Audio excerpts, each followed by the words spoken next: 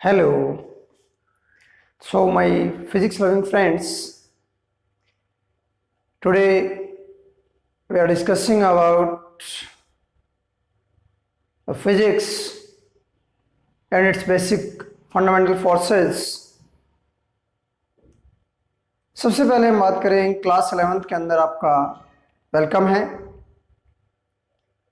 और इसके अंदर आप फिजिक्स के अंदर बहुत इंटरेस्टिंग टॉपिक्स आप स्टडी करोगे। ठीक है, तो आज का हमारा सबसे पहला टॉपिक है और सबसे पहले हम बात करेंगे फिजिक्स की। फिजिक्स क्या है?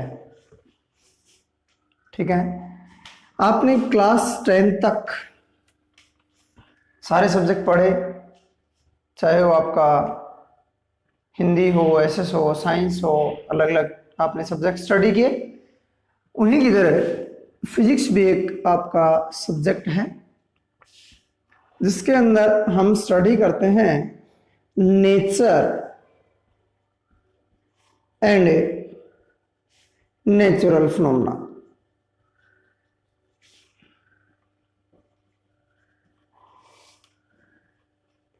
यानी कि नेचर और नेचुरल फिनोमेनास के बारे में हम स्टडी करते हैं फिजिक्स के अंदर। ठीक है, अब बात करते हैं फिजिक्स है क्या। It is the branch of science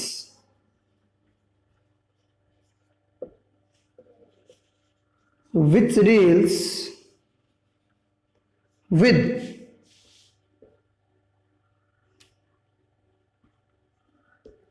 nature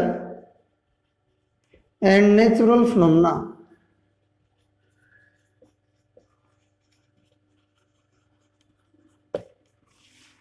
मतलब फिजिक्स किसकी ब्रांच है? साइंस की ब्रांच है जो नेचर और नेचुरल फिनोमेना, यानी कि नेचर आपके व्यवहार पर डिपेंड करेगी। नेचर का मतलब समझते हो, अगर आपने ये समझ लिया कि फिजिक्स मेरे अच्छे से समझ में आती है तो आपको अच्छे से आएगी, और आपने ये समझ लिया कि फिजिक्स मेरे समझ में नहीं आती है तो आपको नहीं आएगी।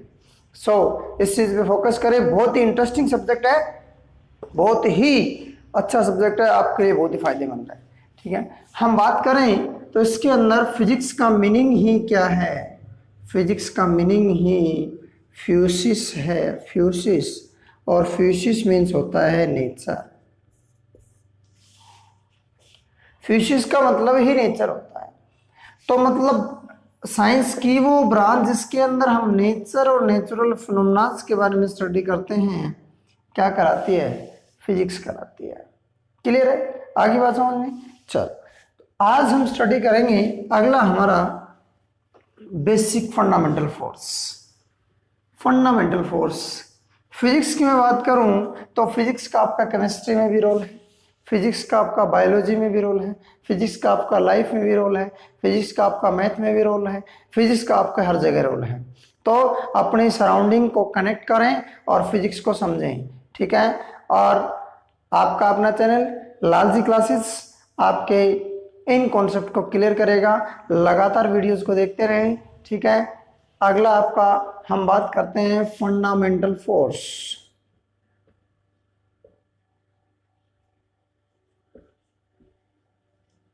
सबसे पहले हम बात करते हैं फोर्सेस के। फोर्स क्या है?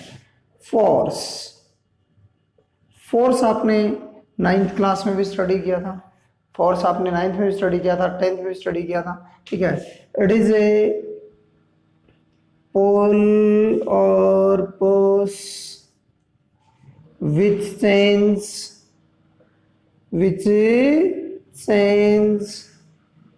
or try to change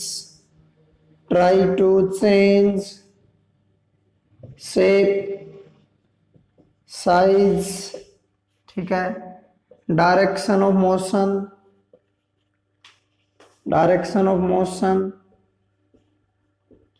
and a position of object। Position of A object मतलब जो चेंज करे या चेंज करने की कोशिश करता है किसी ऑब्जेक्ट की शेप को किसी ऑब्जेक्ट के साइज को, किसी की डायरेक्शन ऑफ मोशन को, ये इधर जा रहा था, मैंने फोर्स लगा दिया इधर चला गया, मैंने फोर्स लगा दिया इधर चला गया, ठीक है ना। मैं इसके ऊपर फोर्स लगा रहा हूँ, ट्राई टू चेंज, ये देखो ट्राई टू चेंज, क्या इसकी शेप चेंज हुई? नहीं चेंज हुई। कोशिश तो कर रहा हूँ मैं, पुल और पुश, पुश कर रहा हूँ ऐसे ऐसे, इसको ऐसे खींच रहा हूँ, ऐसे खींच रहा हूँ, ऐसे जब मैं खींच रहा हूँ तो try to change.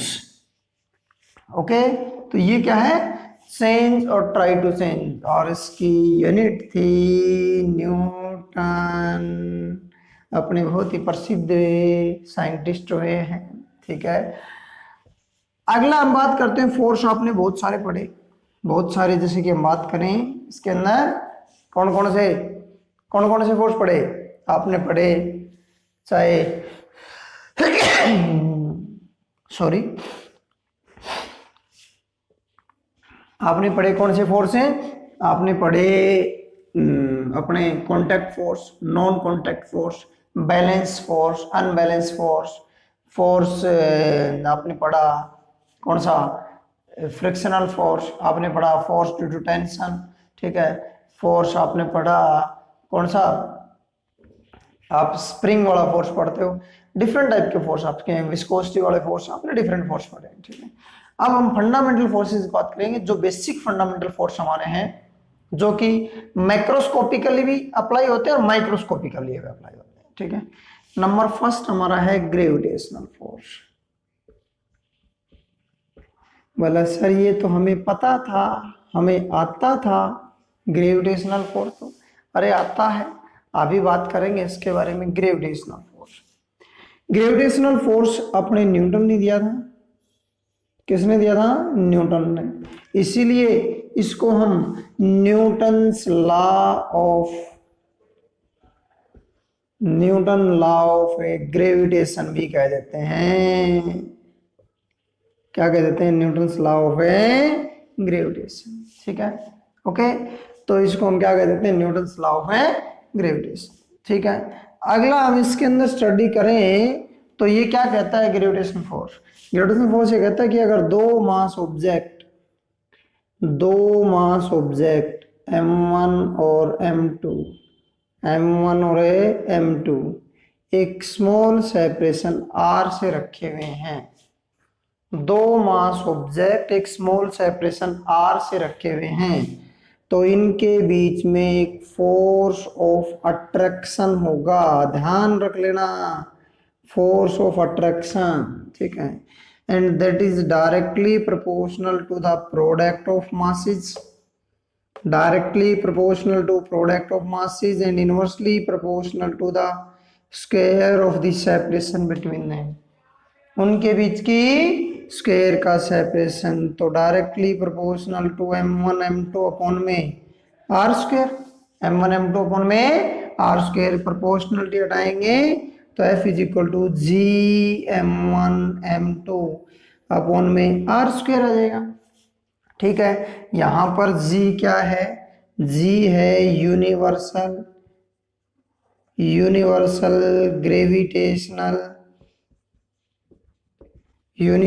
Gravitational constant. क्या है? यूनिवर्सल ग्रेविटेशनल कांस्टेंट है।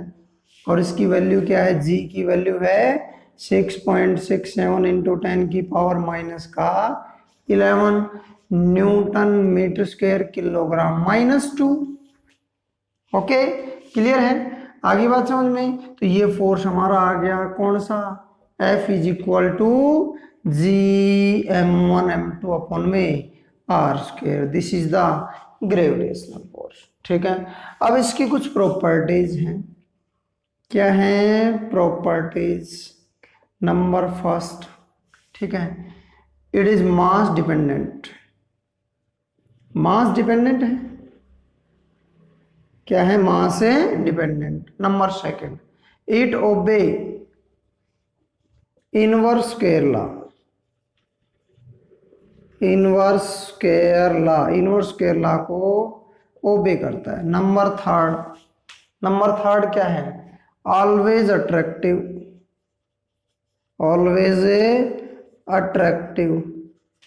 नंबर 4 सेंट्रल फोर्स होगा। सेंट्रल फोर्स का मतलब समझते हो, जैसे एक तो सरफेस से हो और एक सेंटर से, जैसे एक तो यहां दोनों सरफेस के बीच में और एक सेंटर से। नंबर 5 कंजर्वेटिव होगा।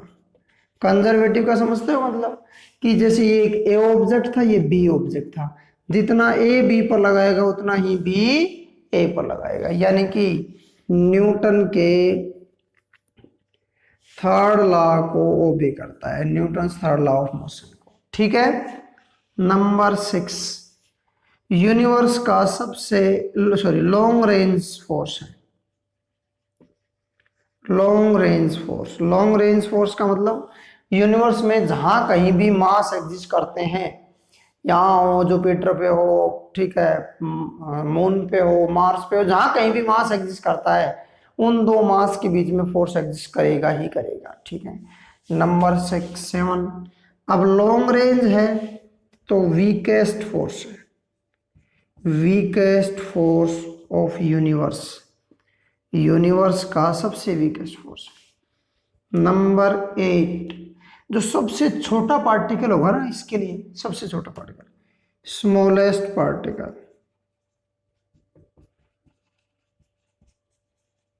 जिनके बीच में फोर्स होगा वो होगा ग्रेविटोन। कौन सा होगा? ग्रेविटोन। ठीक है, आगे बात समझ में, ये था हमारा ग्रेविटेशनल फोर्स। ठीक है, ओके। आगे हम लेके चलेंगे इसी का अगला पॉइंट, नेक्स्ट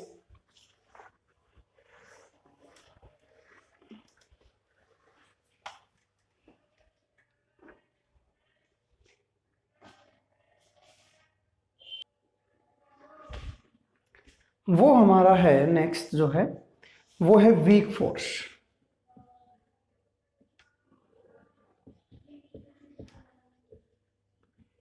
वीक फोर्स की बात करें तो वीक फोर्स जो है हमारे एटम के अंदर न्यूक्लियस होता है। ठीक है ना, एटम के अंदर क्या होता है? न्यूक्लियस, चारों तरफ इलेक्ट्रॉन निकलते हैं। जब हमारी रेडियो एक्टिव रिएक्शन होती है, रेडियो एक्टिव रिएक्शन, ठीक है, रेडियो एक्टिव रिएक्शन जब होती है तो उसके अंदर बीटा पार्टिकल्स का इमिशन होता है, और बीटा पार्टिकल जो है वो न्यूक्लियस से निकलते हैं। अब न्यूक्लियस से कैसे निकलेंगे? क्योंकि बीटा पार्टिकल पे नेगेटिव चार्ज होता है और अंदर हम न्यूक्लियस की बात करें तो उसके अंदर पॉजिटिव चार्ज होता है। यहां हम बात करें तो एक न्यूट्रॉन जो है वो कन्वर्ट होता है proton plus electron, neutron converted into proton plus electron. ठीक है, उस टाइम पे जब न्यूट्रॉन कन्वर्ट होता है तो शॉर्ट टाइम होता है, उस शॉर्ट टाइम में जो फोर्स अप्लाई होता है वो वीक न्यूक्लियर फोर्स कहलाता है, वीक फोर्स कहलाता है। क्लियर?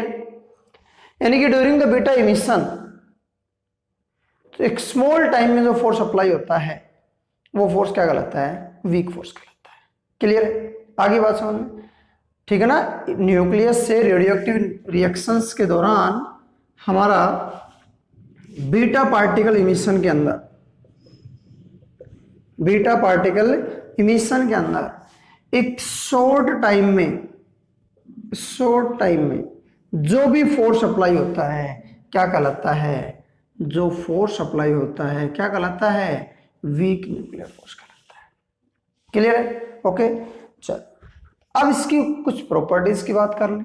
तो प्रॉपर्टीज की बात करें तो ये नाम ही वीक फोर्स है, इसका वीक नहीं है। दिस इज 10 की power 25 times stronger than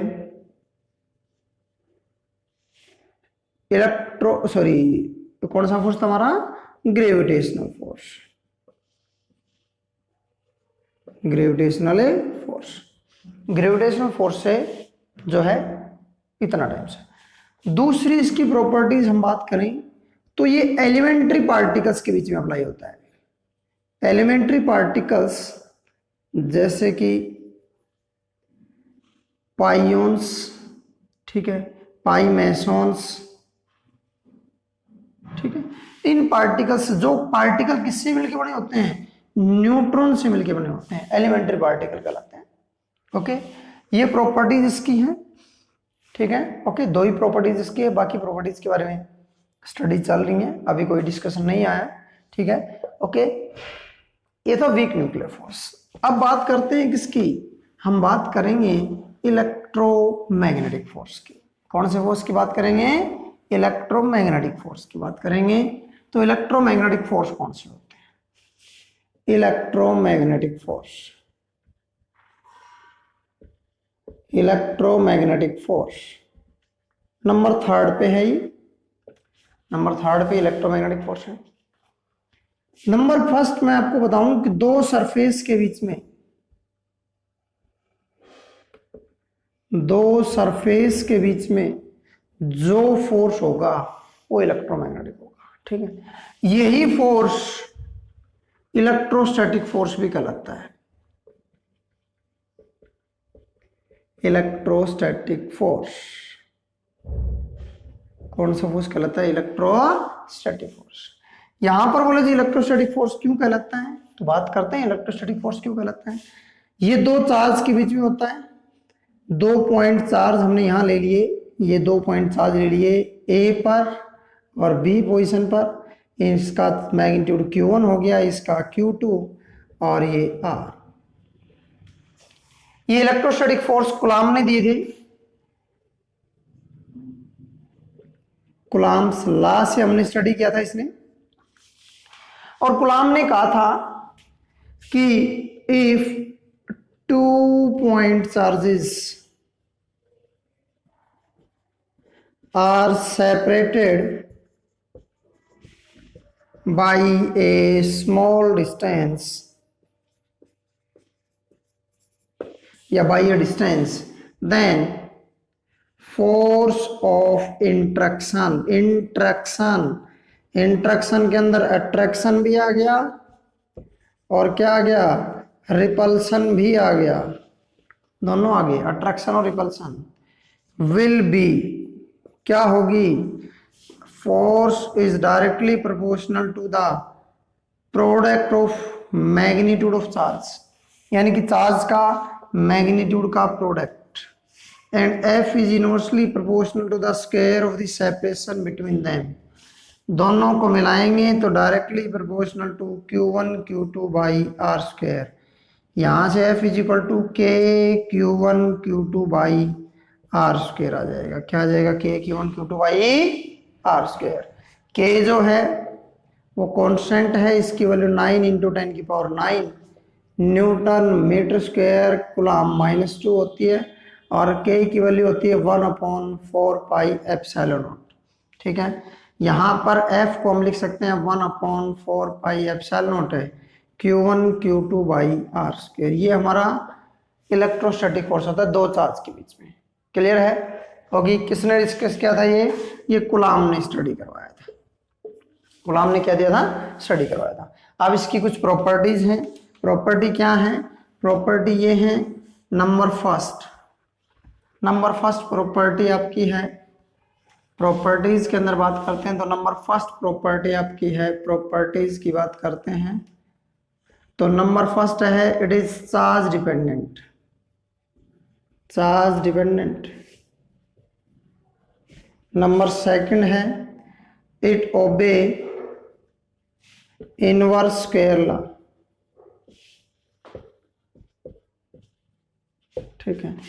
number third है कंजर्वेटिव होगा, ठीक है, कंजर्वेटिव फोर्स है। नंबर 4 है सेंट्रल है, सेंट्रल पॉइंट चार्ज के लिए अप्लाई होता है इसलिए सेंट्रल है, क्योंकि ये पॉइंट चार्ज के लिए अप्लाई होता है। नंबर 5 क्या था, नंबर 5 था अरे अट्रैक्टिव और repulsive,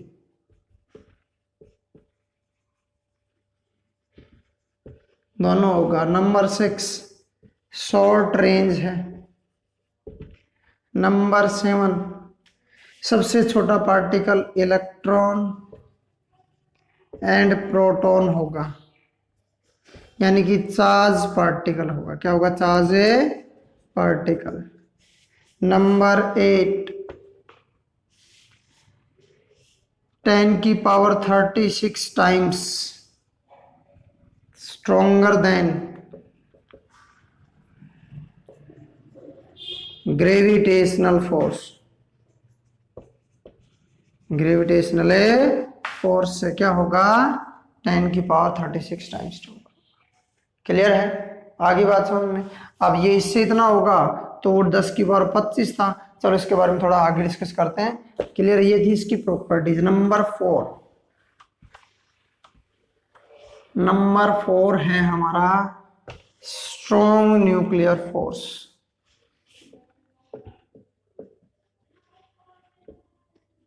strong nuclear force. Strong nuclear force की बात करें तो स्ट्रॉन्ग न्यूक्लियर फोर्स कौन सा होता है? वो फोर्स होता है जो क्या कहता है भाई इसके अंदर? बोलो। जो न्यूक्लियंस कौन से? न्यूक्लियस के अंदर जो होते हैं, न्यूक्लियस के अंदर कौन कौन होते हैं? प्रोटॉन और न्यूट्रॉन।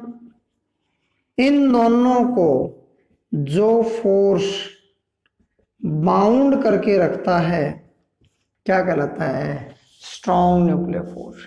यानी कि which bound nucleons in a nucleus is known as strong nuclear force. अब बात करें तो न्यूक्लियस की तो साइज में जहां तक समझता हूं 10⁻⁻15 मीटर था, यानी कि 1 फर्मी।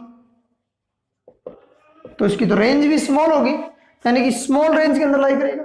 तो रेंज की मैं बात करूं तो इसकी रेंज की बात करते हैं तो 10 फर्मी मैक्सिमम होती है। मैक्सिमम 10 फर्मी यानी कि 10⁻⁻14 मीटर मैक्सिमम लाई करती है। क्लियर है? आगे बात समझ में? इसकी प्रॉपर्टीज की बात करें तो प्रॉपर्टीज की हम लेके चले तो प्रॉपर्टीज के अंदर हम स्टडी करें तो ये शॉर्ट रेंज है। सबसे पहले शॉर्ट रेंज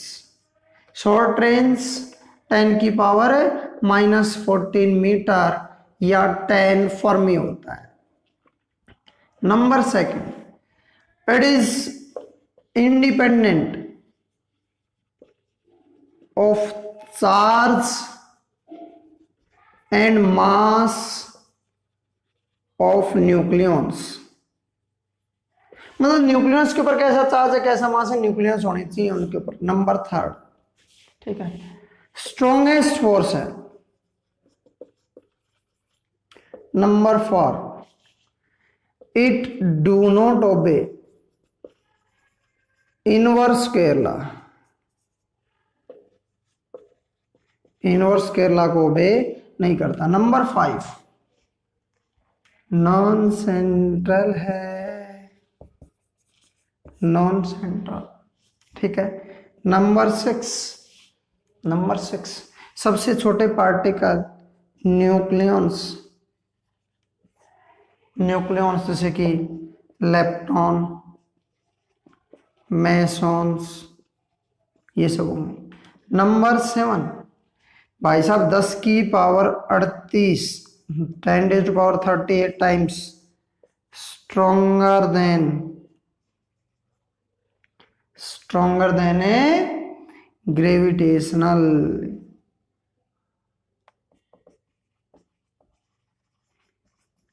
फोर्स। क्लियर है? अब बात कर रहे हैं तो मैं ग्रेविटेशनल फोर्स ले लूं, फिर मैं वीक फोर्स ले लूं, फिर मैं इलेक्ट्रोमैग्नेटिक फोर्स ले लूं और फिर मैं स्ट्रॉन्ग न्यूक्लियर फोर्स ले लूं। चारों ले लूं, चारों फोर्स ले लिया मैंने। अगर इसकी स्ट्रेंथ में 1 मानूं तो ये 10⁻25 टाइम्स था, ये 10⁻36 टाइम्स था और ये 10⁻38 टाइम्स था। ठीक है, तो बात करें तो ये इससे तो 38 टाइम्स हो गया, ये इससे 36 और 38 हो गया, जबकि इन दोनों में कितना आ गया पाया? इन दोनों में तो 10⁻11 का गैप आया।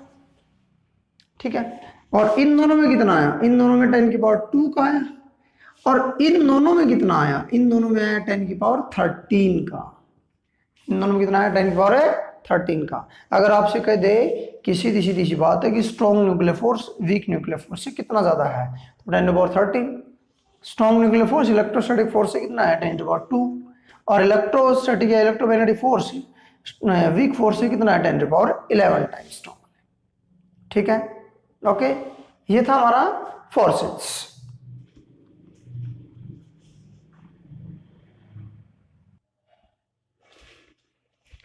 अब हम करेंगे लॉ ऑफ कंजर्वेशन के बारे में बात। ठीक है, लॉ ऑफ कंजर्वेशन। अब कंजर्वेशन क्या है, किसी भी फिजिकल क्वांटिटी का कंजर्व होना, कांस्टेंट होना ही कंजर्वेशन कहलाता है। कोई फिजिकल क्वांटिटी है जो फिजिक्स के लॉ के अनुसार कांस्टेंट है, क्या कहलाती है, कंजर्वेशन कहलाती है। ठीक है, ओके, सबसे पहला हमारा है लॉ ऑफ कंजर्वेशन। तो लॉ ऑफ कंजर्वेशन हमारे 4 टाइप के होते हैं, जैसे अभी अब तक हमने फोर्सेस पढ़े थे, कौन कौन से हमारे फंडामेंटल फोर्सेस थे, इसी प्रकार से लॉ ऑफ कंजर्वेशन है। तो लॉ ऑफ कंजर्वेशन, सबसे पहले law of conservation of energy,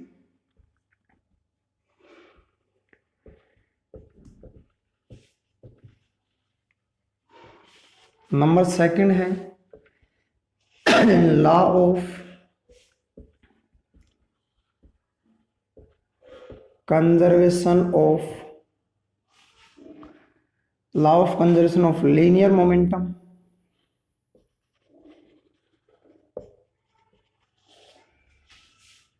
third है law of conservation of angular momentum,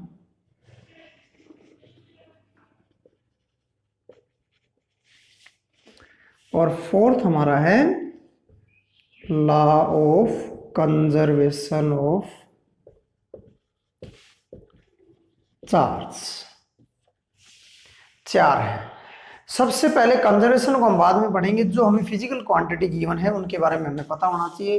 energy क्या है, लीनियर मोमेंटम क्या है, एंगुलर मोमेंटम क्या है, और चार्ज क्या है। चारों चीजें हमें पता होनी चाहिए, उसके बाद हम लॉ ऑफ कंजर्वेशन की तरफ बढ़ेंगे। ठीक है, सबसे पहले एनर्जी की बात करते हैं। एनर्जी क्या है, energy, what is energy? Energy क्या है, capacity of doing work,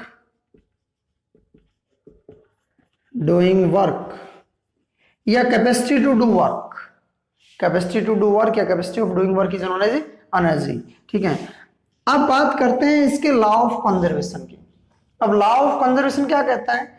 law of conservation कहता है energy can neither be created, energy can neither be created nor be destroyed,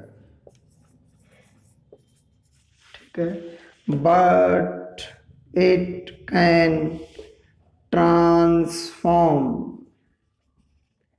one form to another.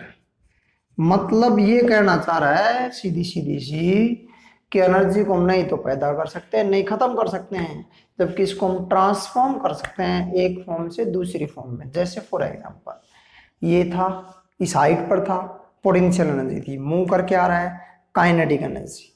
Potential किस में convert होगी? Kinetic में। आपके पास आपके घर में इलेक्ट्रिकल एनर्जी आ रही है, इलेक्ट्रिकल एनर्जी, उसी से आप क्या चलाते हो? अरे उसी से हीटर चलाते हो, उसी से लाइट चलाते हो, उसी से कूलर चलाते हो, उसी से रोड चलाते हो, उसी से प्रेस चलाते हो, उसी से साउंड सिस्टम चलाते हो। एक एनर्जी डिफरेंट फॉर्म के अंदर कन्वर्ट होगी।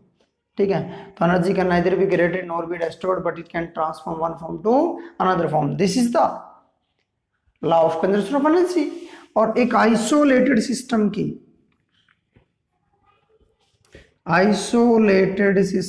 की टोटल एनर्जी क्या रहेगी? कांस्टेंट रहेगी। क्या रहेगी? कांस्टेंट। मतलब उसके अंदर आपको आइसोलेटेड सिस्टम, आइसोलेटेड का मतलब समझते हैं? आइसोलेटेड जिसके अंदर किसी प्रकार का कोई बदलाव ना हो, जैसे हमारा यूनिवर्स है उसके अंदर ओवरऑल कोई चेंज नहीं हो रहा है, ठीक है ना, ओवरऑल, तो वो क्या है? आइसोलेटेड सिस्टम है। तो यहां पर आइसोलेटेड सिस्टम की टोटल एनर्जी क्या रहेगी? कांस्टेंट रहेगी। ठीक है, नेक्स्ट हम बात करते हैं अगला, लीनियर मोमेंटम की बात करते हैं। लीनियर मोमेंटम क्या है? लीनियर मोमेंटम है, लीनियर मोमेंटम आपने 9th क्लास में भी पढ़ा था।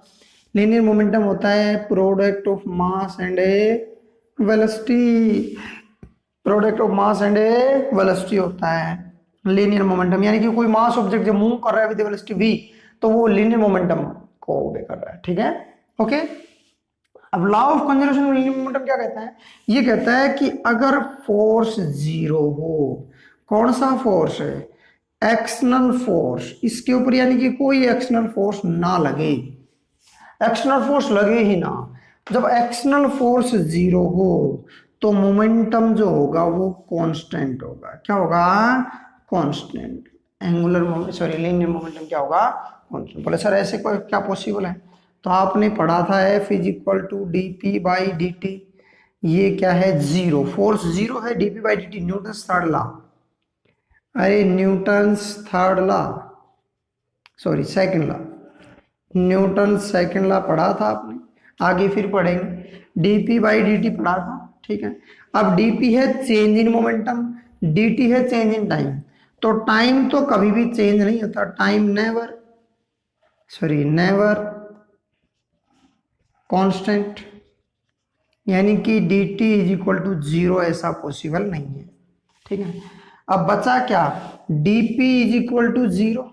अब dp है चेंज इन मोमेंटम, dp का मतलब है p2 minus p1 that is equal to zero. p2 मतलब बाद का और p1 पहले का, जीरो कब हो सकता है? तो दोनों बराबर हो, तो दोनों को मैं p1 is equal to p2 is equal to p रख लूं, तो p minus p is equal to zero, यानी कि पहले भी p था और बाद में भी क्या है? p, यानी कि p क्या है? कांस्टेंट है। जब आपने फोर्स नहीं लगाया तो मोमेंटम क्या है? कांस्टेंट है। तो law of conservation of linear momentum यही कहता है कि अगर आप कोई फोर्स नहीं लगा रहे हो तो मोमेंटम क्या होगा? कांस्टेंट होगा। क्लियर हो गया? ओके। सेकंड, थर्ड है law of conservation of angular momentum. Law of conservation of angular momentum क्या कहता है? एंगुलर मोमेंटम सबसे पहले, अब तक हमने लीनियर मोमेंटम पढ़ा था p, ठीक है। एंगुलर मोमेंटम जब ऑब्जेक्ट एंगुलर मोशन में हो, किसमें हो? एंगुलर मोशन में हो, ठीक है। एंगुलर मोशन में, जैसे उदाहरण के तौर पे ये है, ये इस प्रकार से रोटेट कर रहा है ऐसे ऐसे, ये क्या है? Angular motion. क्या है? एंगुलर मोशन, ठीक है। इसके ऊपर टॉर्क अप्लाई होता है। क्या अप्लाई होता है? टॉर्क। और टॉर्क क्या कहता है अभी बात करते हैं। एंगुलर मोमेंटम समझ में आ गया। और एंगुलर मोमेंटम होता है r क्रॉस p, या सीधा सीधा कह सकते हो mvr, ठीक है ना? mvr, ठीक है, ओके। चलें आगे, चलो नेक्स्ट हम बात करते हैं।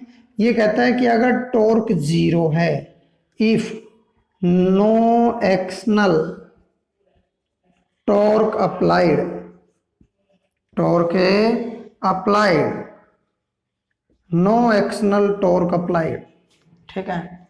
यानी कि टॉर्क जीरो है, तो ये टॉर्क होता था dl upon dt, change in angular momentum, ये भी जीरो होगा, तो l क्या होगा? कांस्टेंट होगा। l क्या होगा? कांस्टेंट। यानी कि टॉर्क अगर जीरो है तो एंगुलर मोमेंटम भी क्या होगा? कांस्टेंट होगा, ठीक है। नेक्स्ट हम बात करते हैं अगला, नेक्स्ट अगला है conservation of charge. Charge, charge क्या है? 10th क्लास में पढ़ा था। चार्ज क्या है? इंटरनल प्रॉपर्टी है। क्या है? Internal property.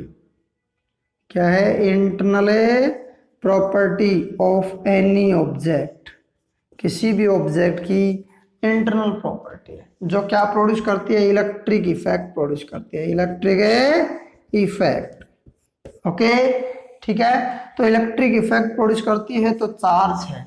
अब ये कहता है कि, क्या कहता है? According to law of conservation of charge, charge can neither be created nor be destroyed but it can transfer from one object to another.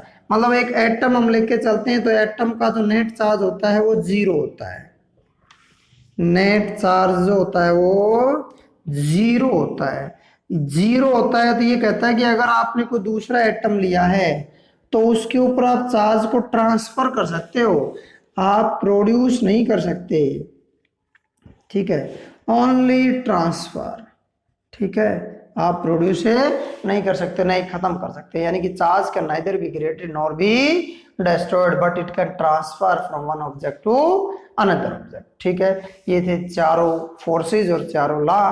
ठीक है, वीडियो को अब तक आपने चैनल को अब तक आपने सब्सक्राइब नहीं किया है तो चैनल को सब्सक्राइब कीजिएगा।